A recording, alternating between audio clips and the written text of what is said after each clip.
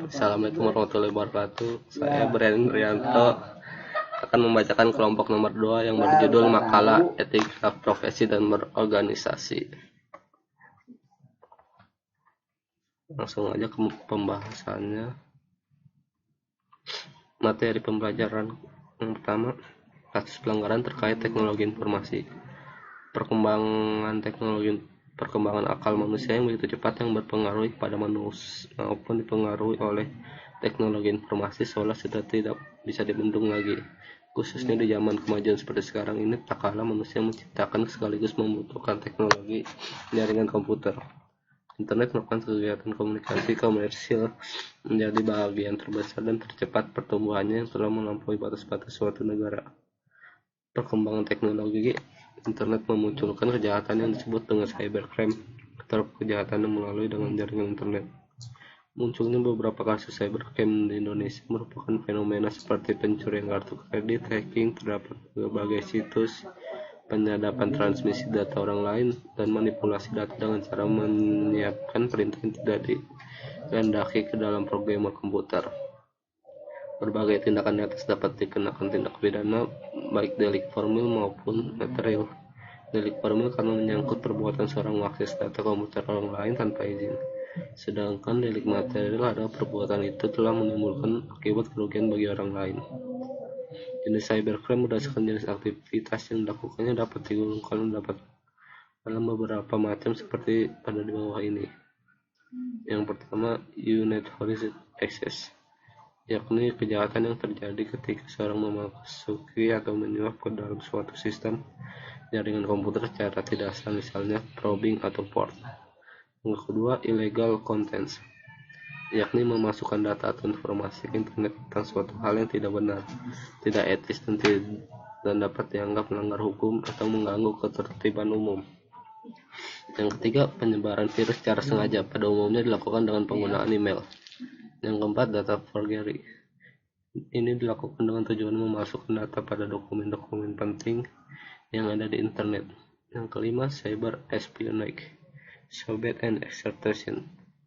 Cyber espionage adalah kejahatan yang memanfaatkan jaringan internet untuk melakukan kegiatan mata-mata terhadap pihak lain dengan memasuki sistem jaringan komputer pihak sasaran. Yang keenam, cyber stalking. Ini untuk mengganggu dan atau melecehkan seorang dengan memanfaatkan komputer, misalnya menggunakan email yang dilakukan berulang-ulang. Kejahatan tersebut menyerupai teror yang ditujukan kepada seorang dengan memanfaatkan media internet. Hal itu bisa terjadi karena kemudahan dalam membuat email dengan alamat tertentu tanpa harus menyertakan identitas diri yang sebenarnya.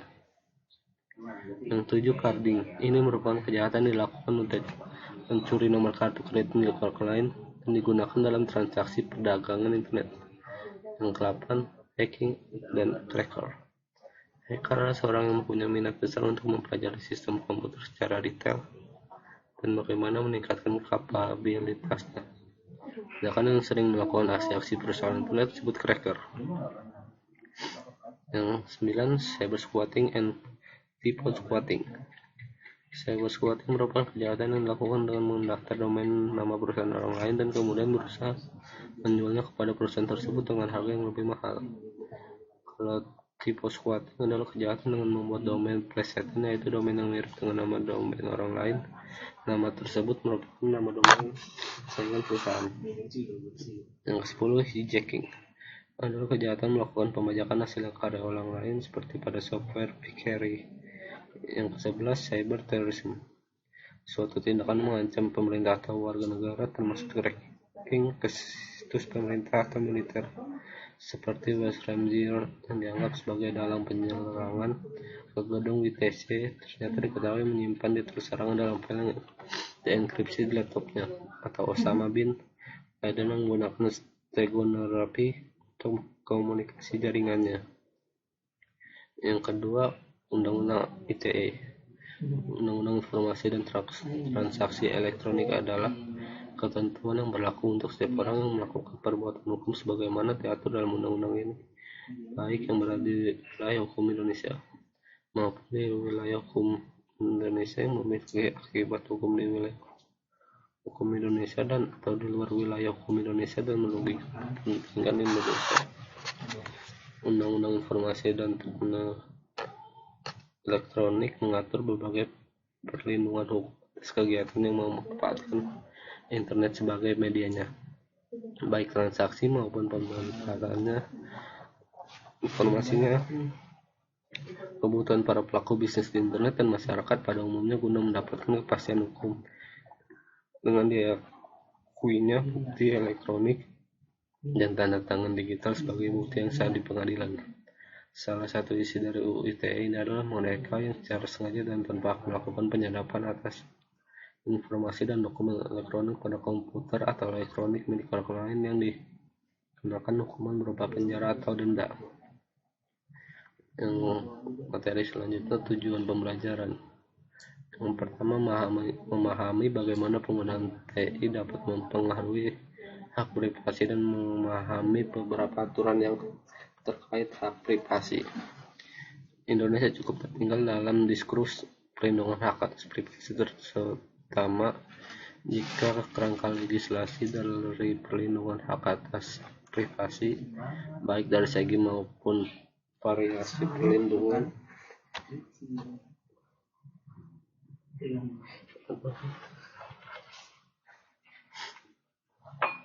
seperti larang untuk membuka surat-surat, juga larangan memasuki tanah atau properti pribadi, dan tindak pidana lain yang terkait dengan kejahatan jabatan. Meski telah lama ada, namun perlindungan hak atas privasi belumlah menjadi bagian perlindungan yang diberikan oleh konstitusi.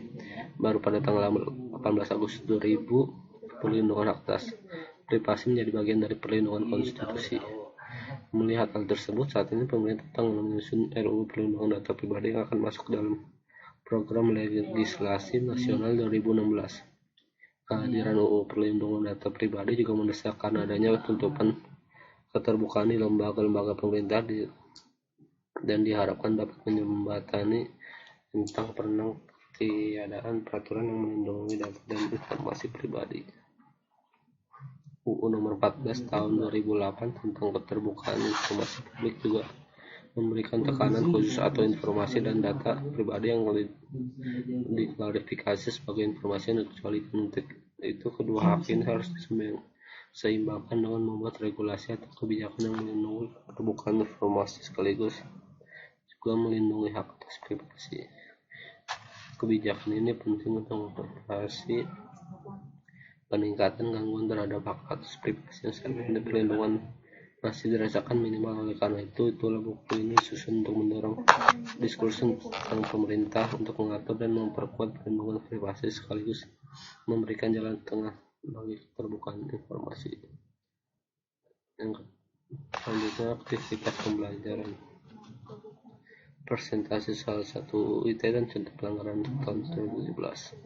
Undang-Undang Nomor 11 Tahun 2008 tentang Informasi dan Transaksi Elektronik sebagai mana telah diubah dengan Undang-Undang Nomor 19 Tahun 2016. Undang-Undang ITE disahkan pada tanggal 21 April 2008 dan menjadi cyber law pertama di Indonesia. Pada 27 Oktober 2016, rapat paripurna Dewan Perwakilan Rakyat mengesahkan UU Nomor 19 Tahun 2016 tentang perubahan atas Undang-Undang Nomor 11 Tahun 2008. Pasal 27 ayat 1 dan 3, pasal 28 ayat 2 dan pasal 31 ayat 3. Menurunkan ancaman pidana pada 2 tahun sebagai berikut. Yang pertama, ancaman pidana penghinaan atau pencemaran nama baik diturunkan dari pidana paling lama 6 tahun menjadi paling lama 4 tahun. Ancaman kedua, ancaman pidana pengiriman informasi elektronik berisi ancaman kekerasan atau menakut-nakuti dari pidana penjara paling lama 12 tahun menjadi paling lama 4 tahun atau denda dari paling banyak 2 miliar menjadi paling banyak 750 juta. Contohnya, artis Ahmad Dhani jadi tersangka karena dianggap menyebarkan kebencian terhadap kelompok tertentu melalui akun Twitternya. Dhani berkicau menggunakan akun Ahmad Dhani Paris yang nadanya dianggap menghasut dan penuh kebencian terhadap pendukung Ahok. Dhani dilaporkan untuk tuduhan melanggar pasal 28 ayat 2 Junko pasal 45 ayat 2 Undang-Undang Nomor 19 Tahun 2016 tentang ITE. Dan hanya mengaku satu dari 3 tweet dari akun Twitter dan yang diperkarakan karena dinilai sarkastis. Dua lainnya, kata Dani, diunggah oleh admin Twitternya. Selanjutnya contoh pelanggaran. Sejak diberlakukannya Undang-Undang ITE tahun 2008, banyak kasus pelanggaran Undang-Undang ITE yang bermunculan di tanah air. Tak pandang bulu, kasus Undang-Undang ITE tersebut juga dapat menyeret siapapun dari kalangan masyarakat umum hingga tokoh berternama pun bisa terlibat kasus tersebut. Kasus Undang-Undang ITE yang pertama booming di tanah air menimpa seorang ibu 2 anak bernama Prita Mulyasari pada tahun 2008. Prita dijerat Undang-Undang ITE setelah dirinya dilaporkan oleh pihak rumah sakit Omni Internasional terkait surat elektronik tentang ketidakpuasan pelayanan rumah sakit yang ia kirim tersebar luas. Merasa dicemarkan nama baiknya, pihak rumah sakit kemudian melayangkan gugatan pidana dan perdata kepada Prita melalui Pengadilan Negeri Tangerang dan Pengadilan Tinggi Banten. Prita kemudian divonis 6 bulan penjara dan dikenai sebesar 204 juta. Teman tersebut kemudian tersebar setelah baik menceritakan kejadian tersebut pada salah satu teman kerjanya. Mengetahui hal tersebut, Baik kemudian dilaporkan ke pengadilan dengan tujuan